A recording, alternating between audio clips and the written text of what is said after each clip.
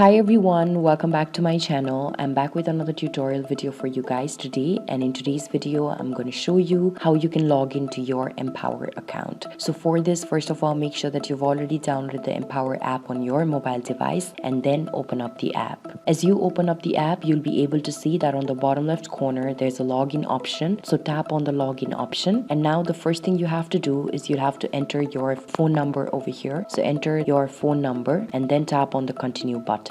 After you tap on the continue button, what will happen is that you'll be asked to enter a certain verification code, and on doing so you can also enter the password to your account that you had earlier set in order to sign up, and eventually you'll get logged into your account. So this is basically how logging into your Empower account works. I hope that with the help of this video you'll be able to log in yourself. If you do so, do let us know in the comment section below, and don't forget to give this video a big thumbs up, share, subscribe to our channel, and also hit that bell notification.